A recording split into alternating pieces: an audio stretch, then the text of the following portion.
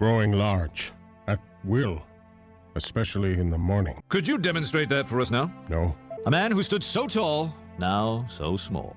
I think I was definitely more morbidly curious about Zack Snyder's Justice League than actually wanted to watch Zack Snyder's Justice League. Zack was back and fixing his vision of Justice League after the admittedly obnoxious fan campaign we'll talk about shortly. News articles were coming out about how Zack wanted to release it in black and white in open matte aspect ratio with IMAX shots, which made no sense since it was set for release on HBO Max. The kicker too was that it was set to be a whopping 4 hours long. I thought Zack Snyder had gone off the rails, and the fact that Warner Brothers let him do all these things seemed totally unhinged on everybody's part. Look, Zack genuinely seems like a pretty good guy who's excited about what he's making, but I genuinely could not fathom his creative choices he was going for with this film. I wanted the most genuine experience possible, so what I ended up doing was hooking up my Xbox to a Christie projector at the movie theater I worked at during the time of this film's release, and I watched the film in the theaters.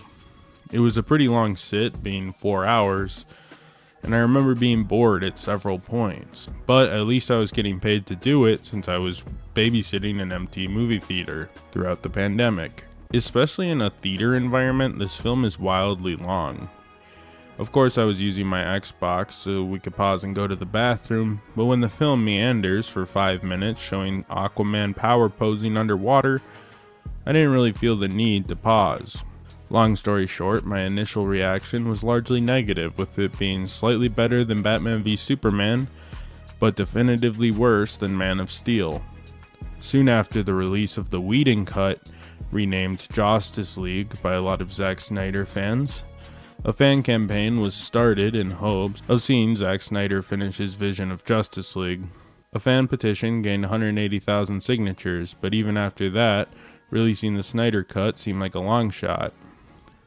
Fans similarly pressured Warner Brothers to release a cut of Richard Donner's Superman 2, which actually had very similar production issues to this film, with that version of the film releasing 26 years after Superman 2's original theatrical release, or the Richard Lester cut, in 2006 to coincide with the release of Superman Returns, which would be Superman's first big screen appearance in a few decades. So the petition wasn't actually totally unfounded and had a very, very minuscule chance of making something happen. Snyder also had been known to release new versions of films like Batman v Superman and Watchmen, both having much longer cuts which often cleaned up the stories a bit, but perhaps made them a little too exposition heavy. The film became less of a pipe dream as actors and creatives who worked on Justice League started voicing their support along with others in the film industry and comic book creatives. A fan campaign to donate to suicide awareness and marketing for the film was created and ended up garnering a lot of money for both causes. Not all of the campaign was surely for the love of the film or to stop suicide prevention, because some of the fans ended up being pretty terrible, and from my own experience, a lot of these fans still prowl web pages and harass anyone who says anything negative about a Zack Snyder DC movie. By fucking inclusion and diversity fucking tick boxes that haven't got a clue what they're doing, haven't got a clue about the source material, they just want a forum to spout their fucking propaganda bullshit. Their vitriol, their poison, their fucking disgusting degeneracy. That's what they're doing. And it's sacrificing all these great franchises along the way. Every boy's special lady is his mother. The irony, of course, being that his film was made and he moved on to a new project that he seems excited about, Rebel Moon, plus they're giving him full creative control and franchise opportunity. So why people want him to go back to Warner Brothers to finish his universe? I don't know. Zack also seems like a really good guy. I don't think he would really co-sign these crazy cultists, but I digress. He seems to fuel their flames anyways all the time. Fans at one point started a campaign to sell the Snyderverse to Netflix. However, James Gunn responded to the campaign saying that neither Zack nor Netflix seemed incredibly interested in the idea after supposedly talking to both parties. I don't know if Gunn talked to Netflix, but I believe he was in contact with Zack about the concept since he worked with Zack in the past on Zack's breakout film Dawn of the Dead, so he probably has his ways to contact Zack, especially being such an industry figure these days. Netflix would probably have to fork over massive royalties plus production costs even if they wanted to do a Snyderverse Netflix film. Not to mention the negotiation for such things would be hard since 1. WB owns HBO Max, and 2. They wanted to refresh the universe with James Gunn. Eventually, Warner Brothers announced they would do a film with Zack Snyder, given around $30 million to complete his vision of the film. This included some reshoots, added scenes, and updated visual effects along with editing. The final sequence with Martian Manhunter originally had Jon Stewart, but Warner Brothers had other plans for the character, so then he considered Kilowog or Tom Moray, at one point even kicking around the idea of bringing Ryan Reynolds' Green Lantern into the scene, before just finally settling on using Martian Manhunter. The story of the theatrical Justice League and Zack Snyder's Justice League are pretty similar, even with the much extended runtime, but let's redo this real quick. Steppenwolf attempts to reclaim the Mother Boxes from Earth with help of his Parademon army for his master Darkseid, who attempted to take over the world long ago but failed due to the combined might of the warriors of the world at the time. He saw an opportunity to do this again following the death of Superman, as that was seen as the only real threat to their plans. Bruce Wayne, now inspired by Superman and back on his own superhero ways, assembles a team with the help of Wonder Woman, though Aquaman and Cyborg are initially hesitant to join, but eventually they join with the team. They revive Superman, who comes back evil, but then he comes around and they fight Steppenwolf and save the world. And I guess Superman's alive now and all that. The movie fleshes out the characters, for better or for worse, over the theatrical cut, so let's go into their motivations. Batman takes it into his own hands to leave Gotham and more generally protect the world following the events of Batman v Superman and the seeming death of Superman. He tries to form a team based on the upcoming threat of Doom as predicted by Lex Luthor after he supposedly met Steppenwolf when he turned Zod into Doomsday during the events of Batman v Superman. Batman has transitioned from a nihilist that he was in Batman v Superman to a more powerful hero who wants to literally and metaphorically save the world from the oncoming threat of the demons. Superman is revived during this movie, and his love for Lois Lane helps him regain his confused mind after being revived in the weird Kryptonian swamp Lex Luthor used to turn Zod into Doomsday. My only question is, did I miss something in one of these movies? Zod and Superman were both dead. The only thing that helped revive Zod, or at least his body, was that he was merged with Doomsday's DNA. How did they revive Superman without him becoming a crazed demon monster as well? And if the Pit can just straight bring people back the way it did Superman, wouldn't it make more sense for Lex to revive the more easily controlled Zod to join him on his plans to kill Superman? You may say then, Zod would continue terraforming the world. But the world engine is destroyed, so Zod couldn't do that. But he could kill Superman and rule with Lex. Then Lex wouldn't have a totally unhinged monster that he couldn't kill following the death of Superman.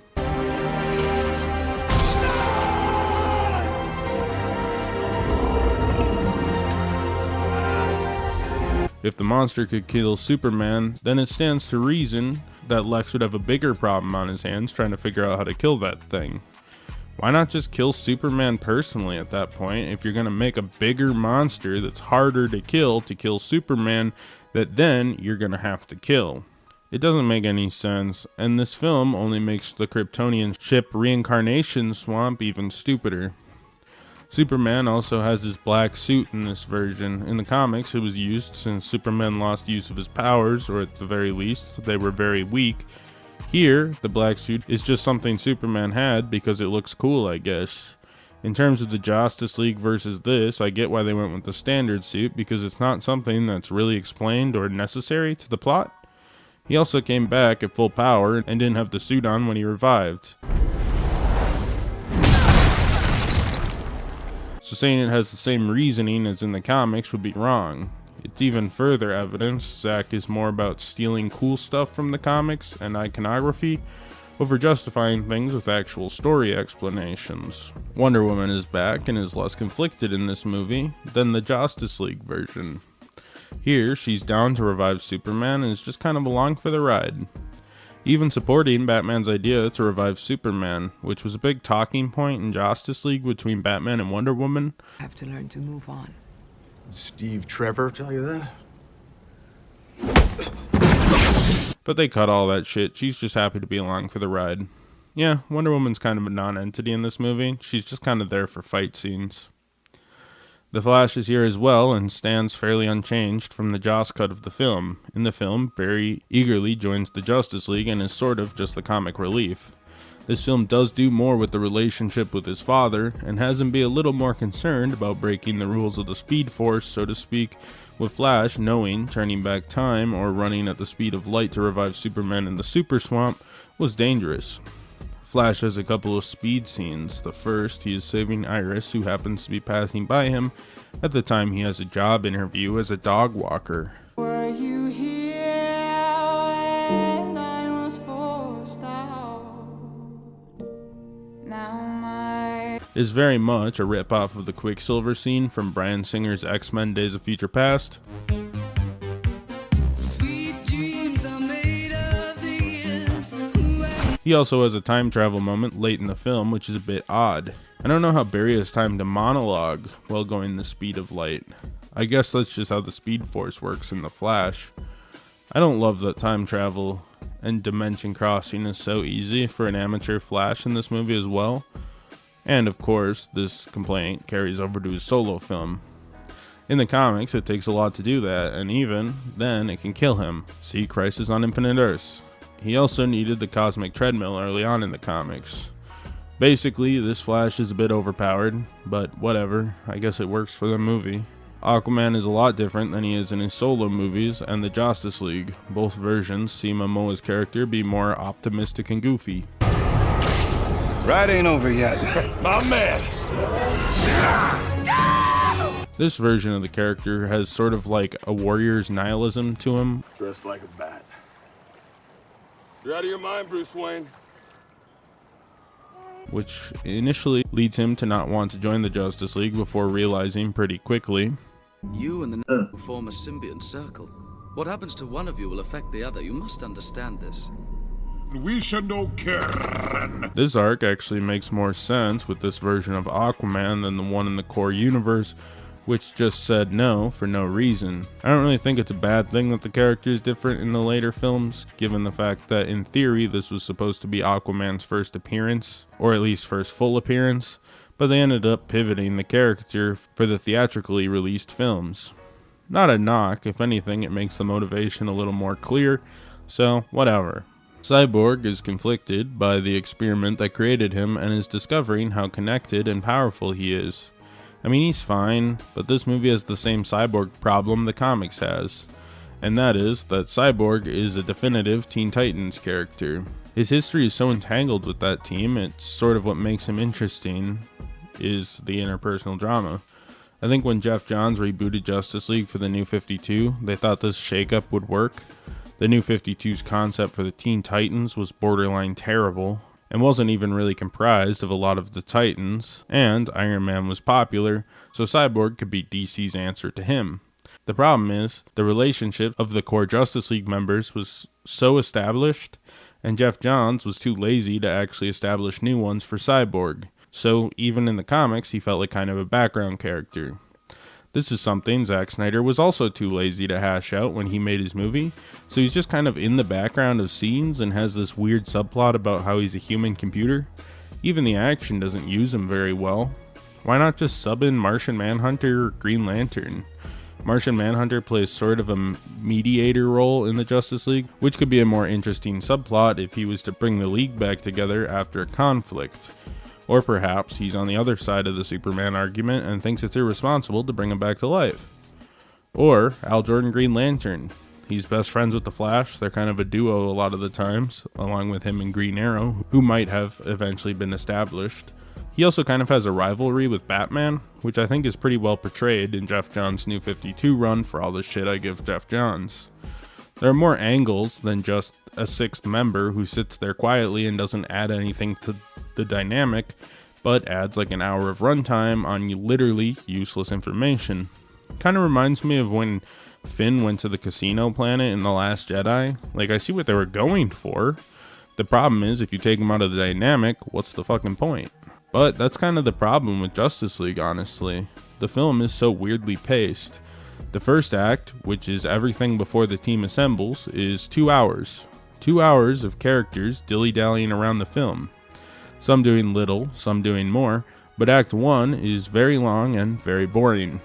Following that, there's about an hour focusing on reviving Superman, which is effectively Act 2. Finally, Act 3 is the final hours where they confront Steppenwolf. It's very odd.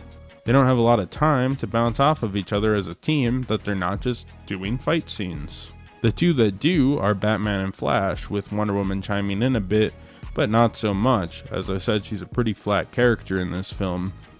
For a movie that's 4 hours long, it's surprising they couldn't do much to actually create any sort of team dynamic in a movie about a team of superheroes. It also really shouldn't have taken so long to set up Aquaman, since his origin isn't really touched on, or the Flash, since he also didn't really have his origin touched on. Cyborg had his origin in this film, which I think would be fine if Cyborg was essential to the team or added anything in the climax. Ultimately, Cyborg's prolonged origin feels like a waste of time, since he never had a key role in the DCEU, besides in this one film and its theatrical cut. I don't even think he actually shows up after this. He might have showed up in that one Peacemaker scene where Peacemaker meets the Justice League, but that is it, if any other appearances. So that is our Justice League. The only other major side character who shows up occasionally but just floats around like a leaf in the wind is Lois Lane, who is saddened by the death of Superman, and she finds out she's pregnant. They don't really touch on that plot at all. She just has a pregnancy test to imply this, but the idea, I guess, was dropped. Supposedly, Zack had a plan in the long term, which would be to have this baby replace Bruce Wayne as Batman either like 25 years into the DCEU or after a theoretical time jump. However, the Nightmare World kind of implies that Lois is the key to everything, and that an injustice-like scenario happens. So perhaps the baby was actually meant to die, and Zack is just lying? Who knows? It also brings into question how long Superman was actually dead. Assuming Lois got pregnant on the day Superman died, based on ovulation, there would be around 16 days at the longest before she realized she missed her period.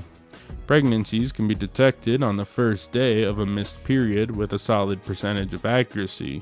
However, by 21 days after a pregnancy, you can tell with over 90% accuracy.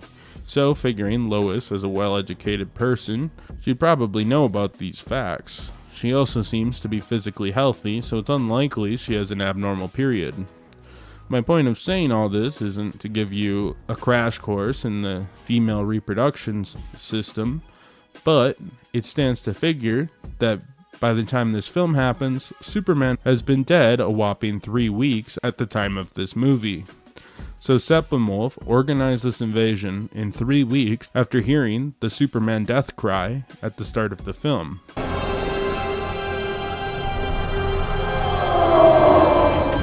Which was heard around the world, presumably less time since he was ready to fight right away. And if it's been thousands of years since Darkseid's last attempt at taking the world, why didn't he invade like 30 years ago before Superman arrived, or 10 years ago before Superman became a thing?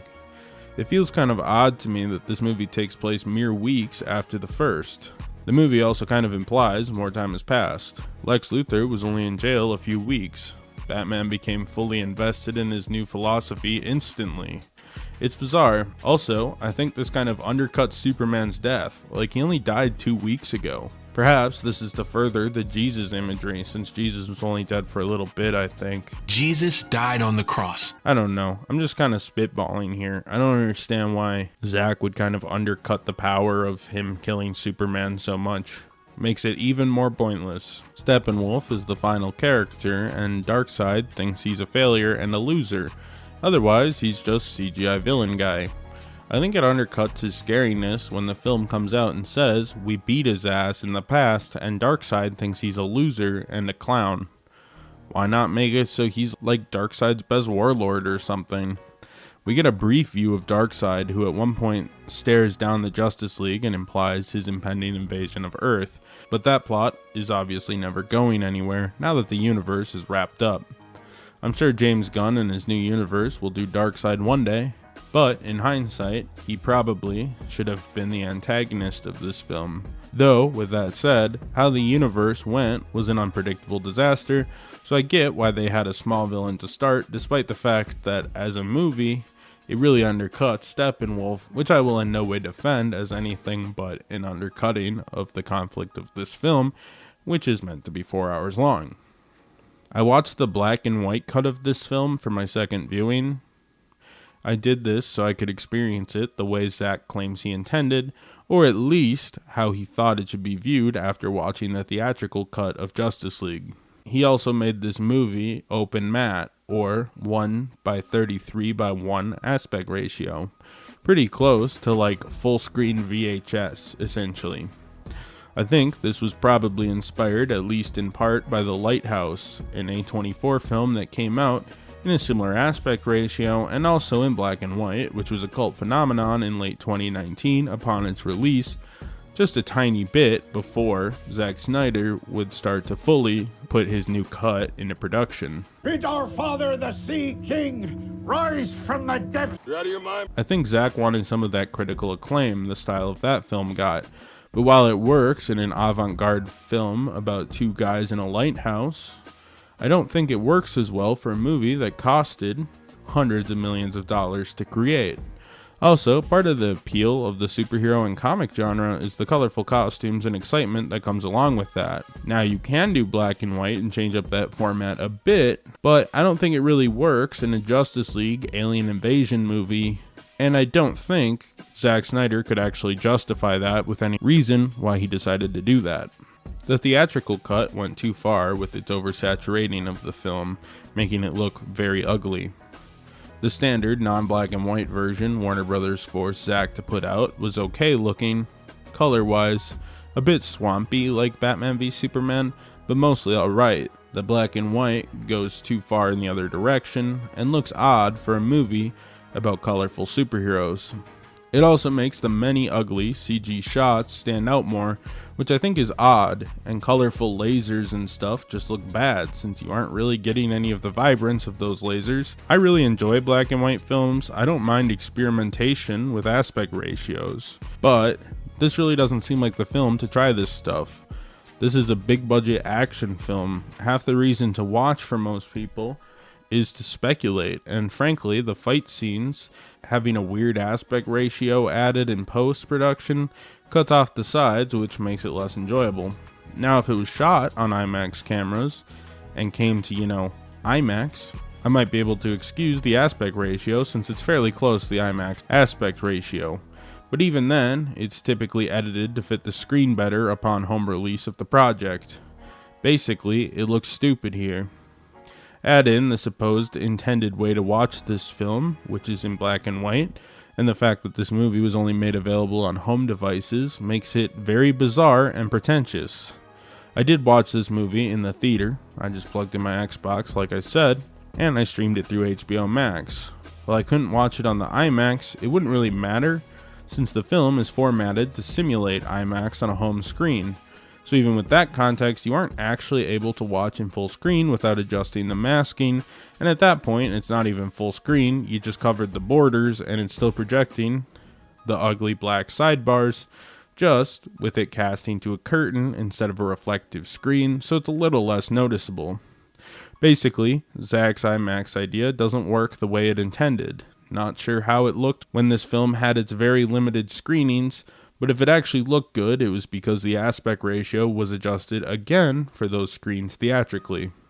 Basically, what we have is a really stupid IMAX simulator, and even that he fucked up since the aspect ratio is 1:33:1, not 1:43:1. But that could have only happened because he didn't actually film or edit with that aspect ratio in mind, but because he was trying to copy The Lighthouse, which was shot in 1:19:1. Mind you, all three aspect ratios look similar, but it's not the same, so his explanation rings pretty hollow. The film does have some cool shots, aspect ratio and color correction aside, though Zack's obsession with changing shot speeds is annoying and pads the movie even further. Like, did these shots of Lois Lane walking in ultra slow motion through the rain need to happen?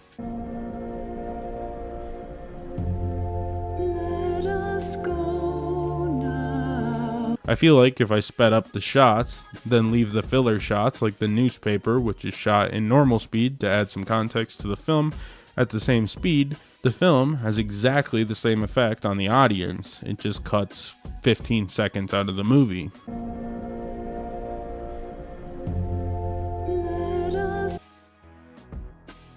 He also speeds up Wonder Woman in this fight, which is right after the Lois walking slow-mo scene.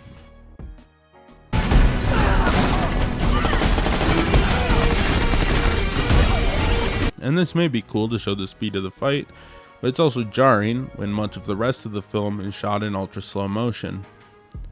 The tone of this film is much different than the Justice League cut formed by Joss Whedon.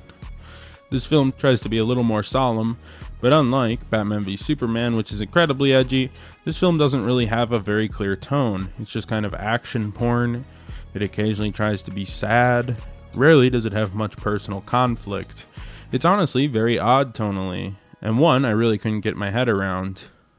The epilogue, which is like 10 scenes long, has several setups and tone changes, and is so hard to actually pin down, but we'll talk more about this soon. Not a lot of characters show up in this version of the film, but there are a few cameos we didn't get to discuss that Zack added back into the film. Ryan Choi in the comics was the fourth person to take on the mantle of the Atom after being introduced in Brave New World #1 back in 2006. Atom has a strange lineage, starting with Al Pratt. The Atom was just a short, strong guy. Ray Palmer was the second Atom, and the first one to shrink in size. Al Pratt, meanwhile, would spin off into Damage and the Atom Smasher, two heroes who work with the Justice Society, but we'll discuss those characters later on in my Black Adam segment. Ryan Choi was featured briefly in this film, having worked with Victor's dad on the Mother Cube experiments, but recently transferred to work on nanotech at Star Labs. Martian Manhunter first appeared in Man of Steel as Kelvin Swanwick. However, Zack Snyder's Justice League is the first time the character officially appeared as the superhero, so I saved talking about him till we got to this point of the video.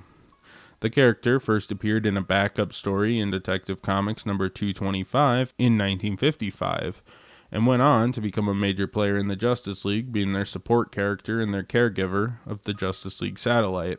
He would also occasionally be a field member and help to create the group in the Silver Age, though this has been occasionally retconned out of continuity, most notably in the New 52, which this movie primarily is based on. Kelvin Swanwick is an invention of the movies, but I don't mind. In the comics, he'd parade around as John Jones, a human disguise when he wasn't a superhero, based on his Mars names, John Jones, but spelt weird. Yellinger is the only named Green Lantern we see in the DCEU, which definitely wasn't the intention when creating the universe with a planned Green Lantern Corps movie, as I said all the way back during my 2014 Slate announcement part of the video. But when that fell through, DC wanting to reserve Lantern appearances till later, Yellen ended up being the only one we see. Yellen is an obscure lantern from the 10th century.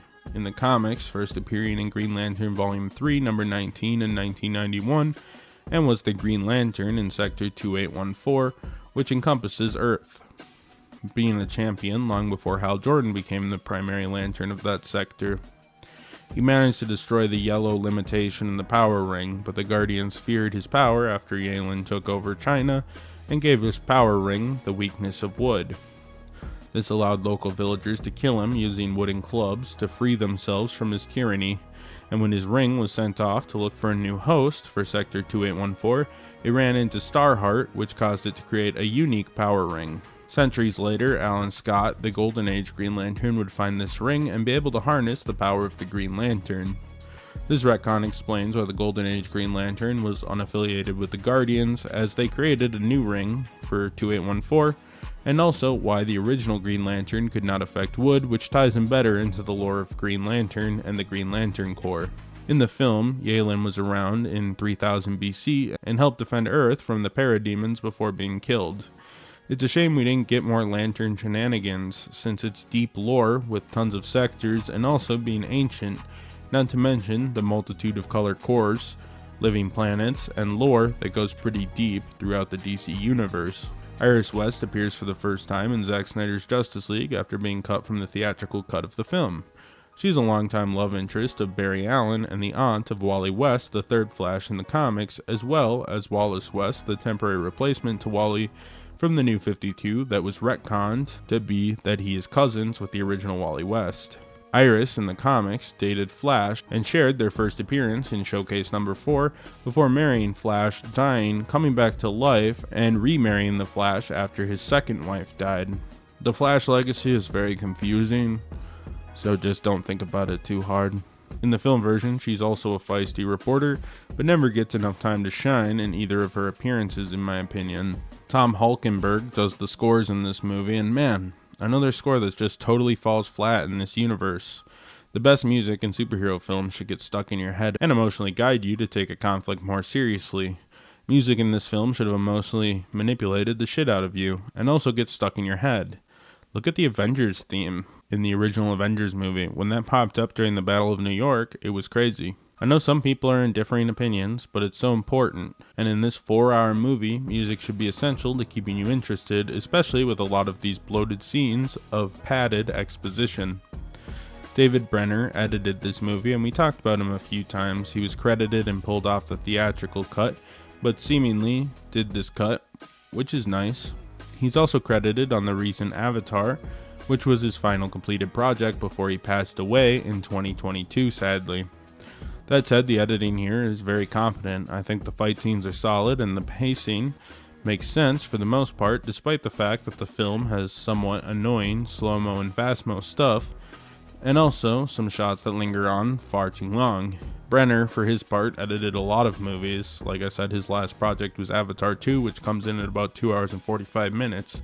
So this was probably part him and part Zack attempting to craft his subpar superhero opus to be as bloated as possible. There isn't really an end credits stinger per se, but there is a number of scenes attached to the epilogue that in theory sets things up to happen in the future, with the epilogue essentially being tied to those films' conclusions, along with 3 distinct end credits like teasers to show what Zack lands if his films continued with the DCEU. We'll talk about the 3 pseudo-end credit stingers first. The first shows Lex Luthor has escaped from prison and meets Deathstroke, who he tries to recruit to make a team designed to rival the Justice League. Now, you volunteered to destroy the Bat free of charge. Why the pro bono work? It's personal. Whether or not this was supposed to be a filler movie between the larger movies, or whether this was supposed to be a filler plot point in the film where they presumably fight Darkseid before the Apocalypse Vision is unknown.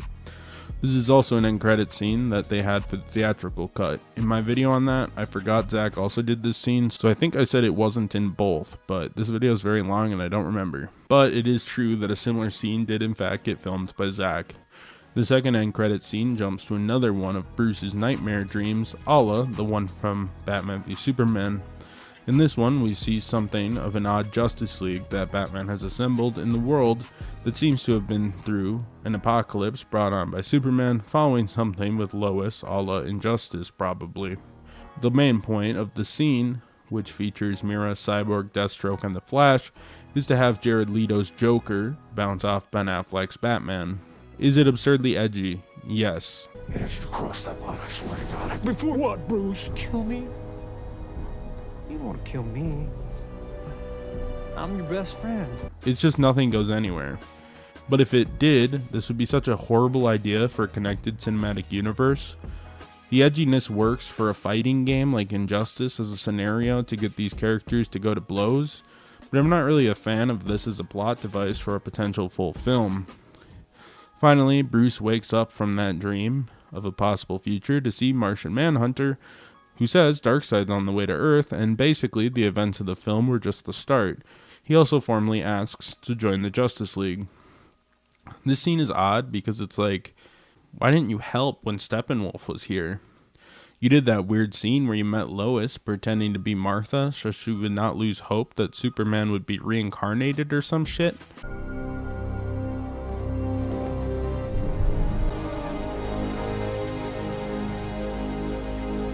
My point is, where the fuck were you? Martian Manhunter also worked in the government as a top military brass, so you would assume that this would kind of be his cue to help. But retconning Calvin Swanwick into Martian Manhunter was a weird idea, since he was involved in the Battle of Metropolis during Man of Steel and didn't intervene in BVS either.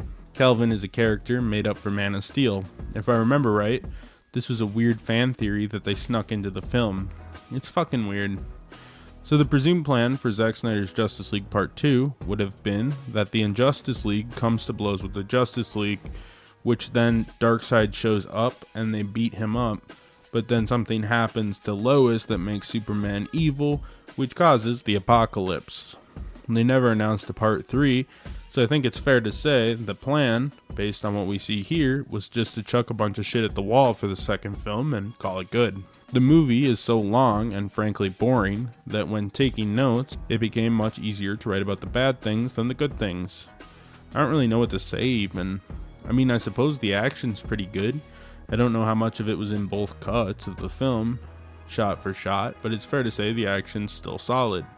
I'll also say Zack's coloring looks a lot better in the slightly less pretentious, non-black and white cut than Joss's cut, including making the climax something that didn't burn your eyes to look at. Oh, son of a bitch. Come on, follow me, you damn insects. I also think Darkseid is possibly the only good-looking CGI villain in the DCEU up to this point in the franchise, with the Hall of Fame of shit being of course Incubus and Doomsday from the DCEU's earlier years. It's kind of a shame this movie is one of those films that got shot with sequels in mind that never made it to screen, because this film really suffers from a forgettable villain and characters with not that much depth. I mean, Darkseid could have been super memorable. Also, if Snyder had just led with Darkseid and this hypothetical film went right to release, then they could have beat Thanos to the punch a bit, being kind of the main comparable Marvel equivalent. Then, if they want to do the Injustice League, that would be a good ramp up. Then I guess the weird Injustice movie Zack wanted to make, which why the fuck not, I guess, is so edgy. Like, Zack doesn't seem like a real person anymore, and no one wants to see that shit on screen, but whatever. Regardless, they went with Steppenwolf, who's kind of a shit villain, to be honest. I think the costume they picked for Steppenwolf was kind of neat, and he's more threatening and expressive than the theatrical cut, but goddamn does his face look squished and weird to me. It makes me prefer the version we got in the final theatrical movie. This one also looks stronger than he evidently was, because Justice League, once they defeat him and his army, just beat the ever-living hell out of him. Yeah, Steppenwolf sucks, and it adds to the idea that the sequel just wants to be so epic when the original feels a bit underwhelming. As once Superman is revived, the threat is basically over because Superman is so ungodly overpowered. One of this film's biggest problems is the pacing, which I touched on a bit, but brings this movie from mediocre to unbearable. For some reason, the film is divided into multiple acts. This must be remnant from when HBO and Zack flirted with the idea of putting out this behemoth in episodes like a miniseries. But the titles are pretty dumb and pretentious. Act 1 is called Don't Count on It, Batman, because Aquaman doesn't want to join the Justice League, I guess. Act 2 is called The Age of Heroes because it expands on the heroes, I guess. But the Age of Hero titles perhaps implies more than just like a few days in movie time. It's not much of an age. Like, you think of the Bronze Age, it's like 500 years. Plus, the ending would probably be more aptly called that, as the complete league isn't actually assembled until the final chapter of the film. This title is nonsense. Beloved Mother, Beloved Son is Act 3. I can't think of a reason this title was chosen again. It's nonsense. Who is the beloved mother? Who is the beloved son? Aquaman? Is Aquaman the beloved son? I don't get it. Whatever. Act 4, The Change Machine.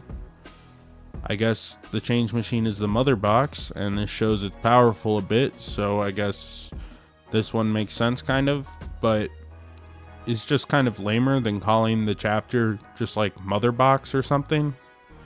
Part 5 is All the King's Horses, which is referring to the classic nursery rhyme Humpty Dumpty, when the rhyme says all the king's horses and all the king's men couldn't put Humpty together again. I get it, they revived Superman, who I guess is Zack's Humpty Dumpty stand-in, but why didn't they call it All the King's Men, not All the King's Horses? All the King's Men sounds cooler, at least it implies the Justice League is trying to reassemble Superman metaphorically, and this would kind of make more sense in my opinion than All the King's Horses trying to reassemble Superman. But who cares, I guess. No one put thought into these titles, they're fucking dumb. Part 6 is Something Darker, which I guess refers to the impending threat of Darkseid, who the League briefly comes face to face with. So yeah, these titles add nothing. If we divide this film into a 3-act structure, which it follows perfectly, it divides the film a lot better. But even then, this film's cuts feel fairly arbitrary, as defined by Zack. The film laughably fails to actually understand the pacing of a 3-act structure. If we divide this film into a 3-act structure, which it follows, since the divides in this film feel relatively arbitrary, as defined by Zack, the film laughably fails to actually understand the pacing of said 3-act structure. This film is essentially just Joss's Justice League, but with a really extended and frankly boring introduction that could have been its own film. At least lengthwise, I wouldn't want to watch it, despite little happening of interest beyond exposition, both relevant to the wider plot, some redundant exposition as well, and a lot that kind of led nowhere. Act 1 ends when Aquaman joins the team over halfway through the film proper. That is when the core league comes together. They fought Steppenwolf for the first time, and the team has a single goal, rather than just all being strewn about the film. The rising action in the film should not be 2 hours long, least of not in a superhero film, and if you want your film hitting that mark, it needs to be cut back a little bit. Act 1, of course, isn't being helped by things like villagers singing about Aquaman for approximately 5 minutes. Why? Who the fuck knows? Probably like a weird hero worship theme or something he thought was badass.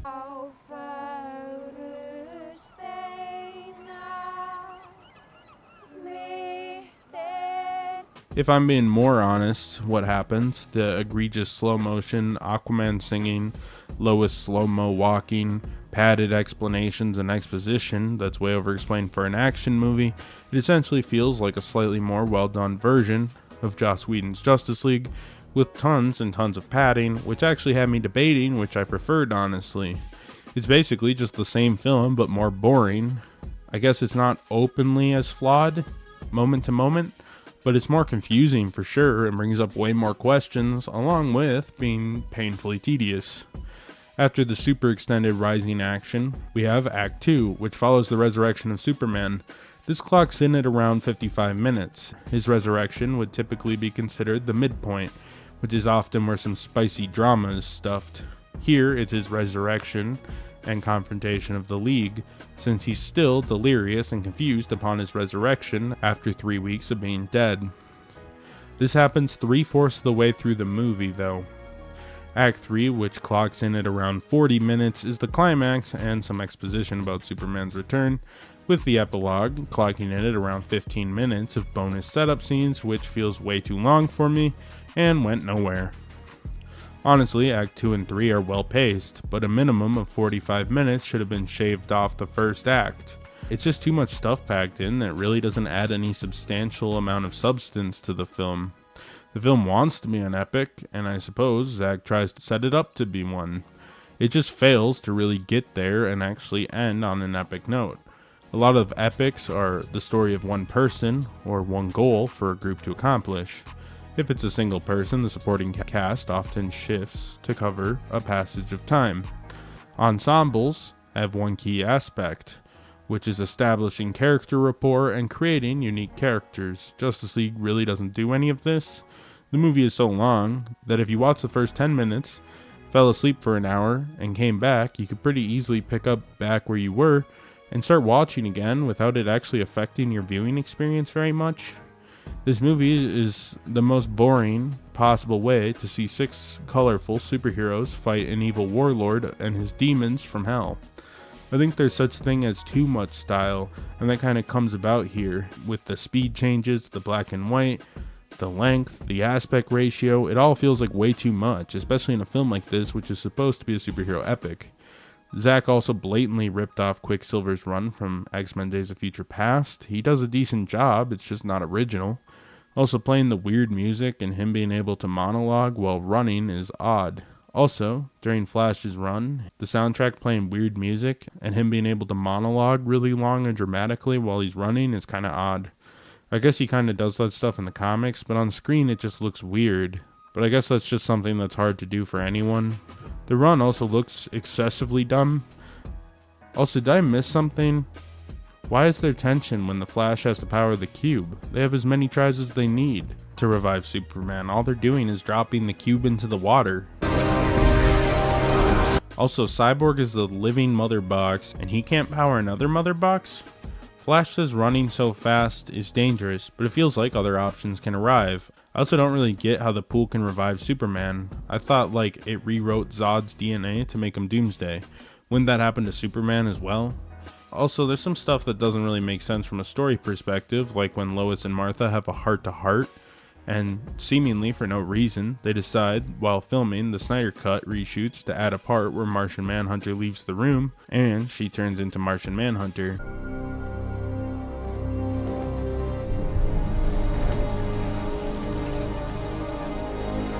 I don't understand why Martian Manhunter did that. So he could intervene, I guess, so Lois doesn't lose hope as a reporter? But like, why does he care that much? Also, why is Martian Manhunter's side story this, rather than trying to at all intervene with this invasion? Or at least give Batman a heads up? The choice to change the generic general guy into Martian Manhunter also causes a lot of questions, as we kind of addressed earlier about the Battle of Metropolis in the Man of Steel, and why he didn't intervene during Batman v Superman. It just doesn't make any sense. I also like that Zack wanted to expand the universe, so we see a Green Lantern, which may have potentially showed an approximation of what a Green Lantern would look like in the DCEU, but it also furthers my question I posed earlier. Why didn't they just include one of the many lanterns in this film? If not Hal, why not Jon Stewart? Or Guy Gardner? Kyle Rayner? Simon Baz? Alan Scott? Green Lantern is a super marketable character if DC introduced him. You know what could have saved some time in this film too? If Aquaman just joined the League after his initial meeting with Batman. Finally, I wish the apocalypse scene was cut. It is excessively edgy. And when I killed you, and make no mistake, I will fucking kill you. And I do it slow. We live in a society. I'm the Joker, baby! Batman's mask also looks excessively stupid. That's a problem in all of these movies, but I've always hated the Ben Affleck Batman mask, and it looks extra stupid in Justice League. He just looks squished and stupid. Also, where's Joker's tattoos? Did he get them lasered off? Or did he get self-conscious and just start covering them with makeup? In Suicide Squad, he has white skin. He still has white skin here, so what happened to his tattoos? Also, the lasers usually just fade tattoos, so it'd be a long, tenuous project for him to do that if he wanted to get the laser tattoo removal. Or, I guess, does the Apocalypse have an excess of face paint so Joker can cover his tattoos? Where are the tattoos? I guess the only explanation is that they were drawn on daily during the events of Suicide Squad, but Joker couldn't commit to his complex tattoos long term. It makes no sense. We live in a society. Upon rewatch, yeah, Zack Snyder's Justice League is bad. Not as bad as Justice League, but still very dumb and bad. A lot of the fundamental problems come from not really thinking things through and bloating the shit out of the plot. The things that I think sets this apart from Batman v Superman is while it's marginally less stupid, it sort of fails to keep up any sort of continuous energy, and I find myself frequently bored, which I was also bored watching BVS at points, but never to the extent I am during this film. I also like binging long-form TV shows and longer movies, like several of Akira Kurosawa's films, like Seven Samurai, Ran, or Kagemusha, which are all pretty long. Crime films like The Godfather or Goodfellas, epics like Spartacus or Lawrence of Arabia, the Lord of the Rings trilogy, The Good, the Bad, the Ugly. Long isn't inherently bad, but it can kill a film if it feels like it's wasting my time. And a 4-hour film that feels excessively boring and long, like a Michael Bay film, isn't really what I want. I think there may be a good 2.5-hour movie here. Not great, but perhaps good. The direction they went in was just too much. I suppose it is, at this point, the definitive version of the Justice League in live action, but I'm looking forward to the reboot because they need to rethink the Justice League and put more thought into the story structure from this franchise, because based on what we set up here in the epilogue, I'm not sad this film never got followed up on. Zack Snyder's version of Justice League also came out on HBO Max, not unlike what happened to Wonder Woman 84. It didn't do quite as well as Wonder Woman 84 in streaming numbers. Again, it's hard to calculate exactly how much the movie made or what impact it had on HBO's overall streaming numbers, given streaming numbers are hidden from the public though. The film costed an additional $70 million over the already $300 million, which is an additional $40 million over what Warner Brothers initially intended to invest on. So essentially, this movie, all said, between the Joss Whedon cut and the Zack Snyder cut to get here, costed $370 million. It's kind of hard to measure the success of the film. It did really well on Blu-ray, DVD, and 4K, and is definitely a cult hit. The film got a 72% on Rotten Tomatoes and a 54 out of 100 on Metacritic. It's praised as better than the theatrical cut. The directions and characterization of the League also was better than the original cut, but people found the film extremely bloated. Certain critics claimed the review scores and reception might be slightly inflated due to the nature of its existence and the underdog story aspect, which I'm inclined to agree with slightly. While I think it is definitively better than Batman v Superman, it definitely feels less like a film than Man of Steel, which it outperformed critically. Also, the potential of being mobbed by the Snyder cult is probably another reason critics were positive enough to the point that it got a 72% on Rotten Tomatoes. Well, on Metacritic, it got 54 out of 100. That is an unusual pair of scores, to say the least. Usually they're a little bit closer. If people generally like the film, it's unusual to have a 54 on Metacritic, but a 72% overall approval rating. Doesn't really make sense to me. Regardless of what the critics think, the Snyder fans got what they wanted, and we can now come together as a society and say that Snyder fans are almost annoying as Star Wars fans. The film was nominated for Best Superhero Film at the Critics' Choice Super Awards, but was beat out. It was also nominated for the Coolest Fight at the MTV Movie Awards, but was also beat. It's pretty safe to say Zack Snyder's Justice League was no award show darling.